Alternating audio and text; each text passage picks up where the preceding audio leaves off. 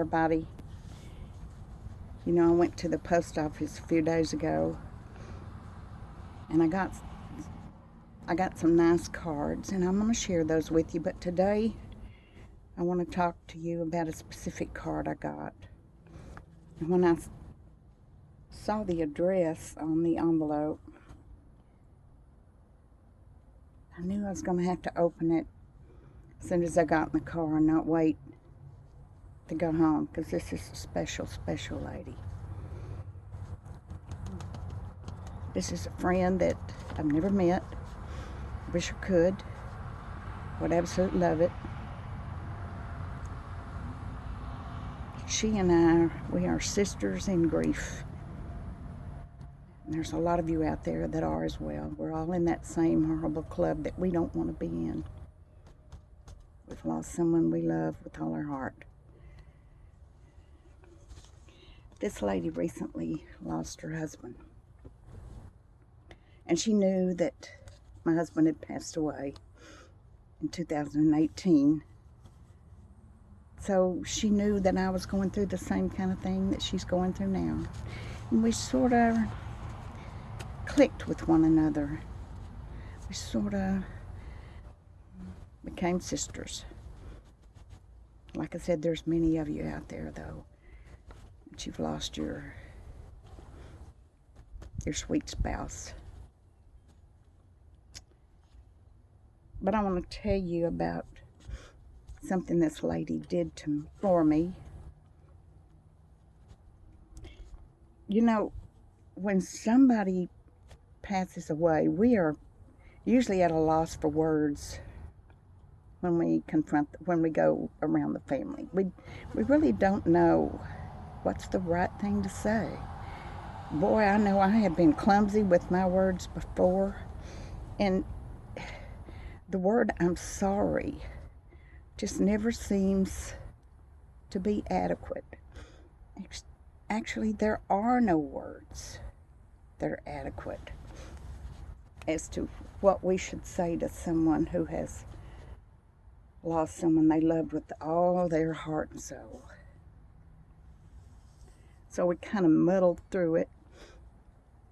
And sometimes, unfortunately, since we don't know what to say, since we don't want to upset somebody who's already upset as they can get in the first place, we go on and don't say anything, which is actually worse. It really is. It's way worse.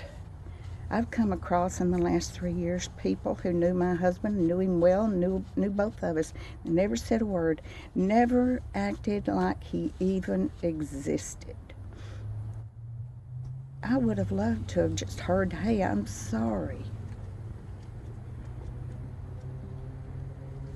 But I didn't. And at first I thought, well, how mean of them not to say anything to me. But you know, maybe they didn't know what to say. Maybe they just didn't want to upset me like I wasn't already upset. You know, grief has no time limit. Some people have a fairly easy time, and some people just literally grieve themselves to death.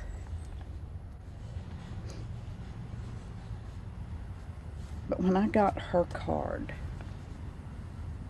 and I opened it sitting out in the car,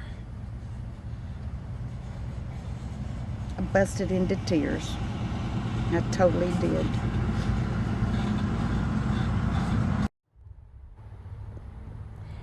And I'm going to share the card with you, but first I want to tell you a story. So bear with me, because this is hard.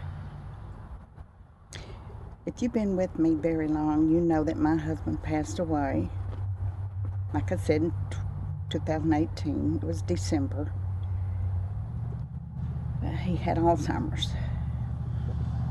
And I was his sole caregiver.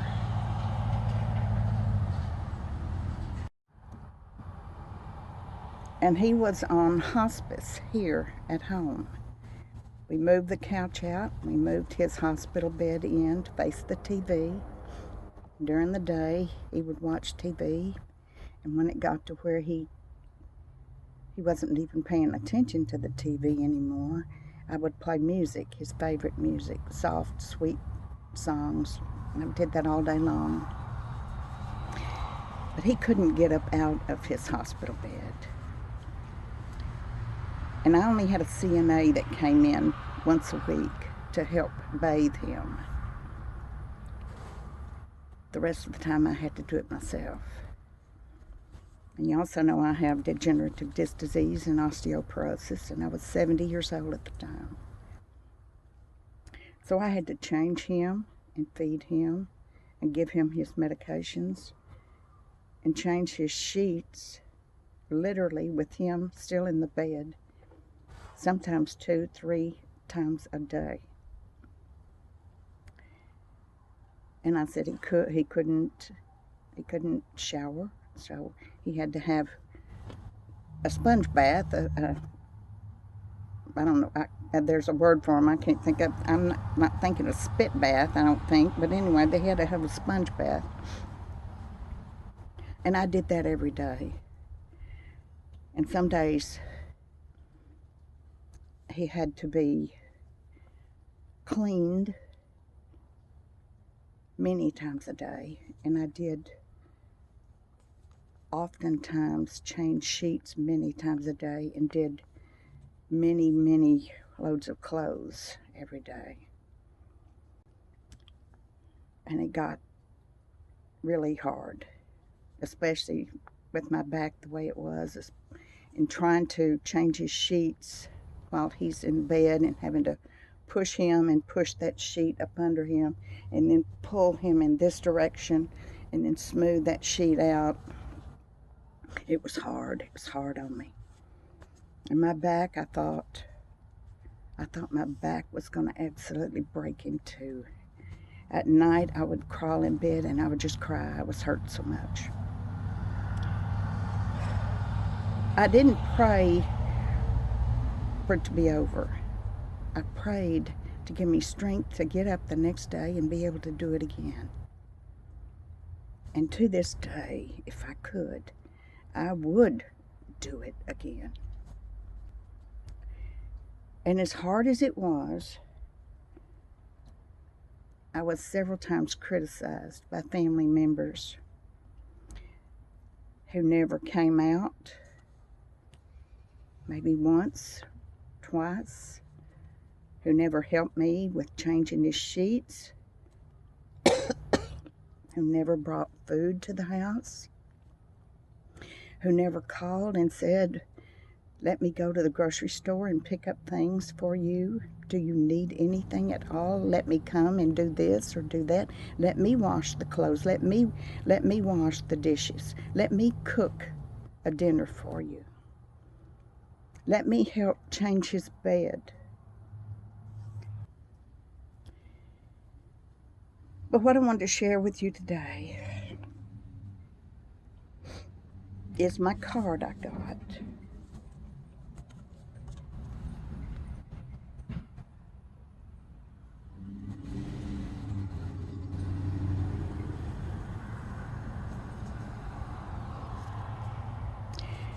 And it's the perfect thing to say to someone who has given everything they had to someone else and lost them anyway.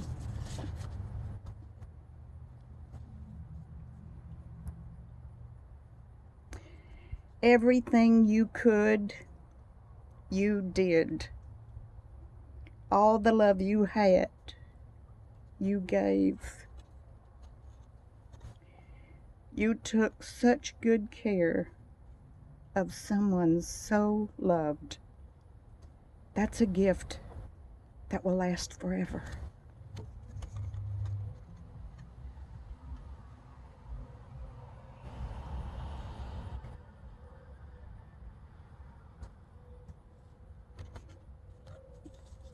When I opened that, sitting there by myself in the car, man, I just busted into tears. I think that's the most beautiful card I've ever gotten in my whole life. This woman that I have never met in my life has touched my heart and blessed me in so many ways, and reached across the miles and told me something that nobody else did. And I thank you so much, my dear friend, and I love you forever. Be kind to those when you don't know what they are going through. If they are a caregiver and you can't volunteer your time or cook a meal or do anything for them, let them know you're caring about them. Let them know you're thinking about them, praying for them. Don't let them feel like they are alone and unloved and unappreciative. God bless you all. I hope God is good to you today. He's been good to me so much. Bye-bye. See you soon.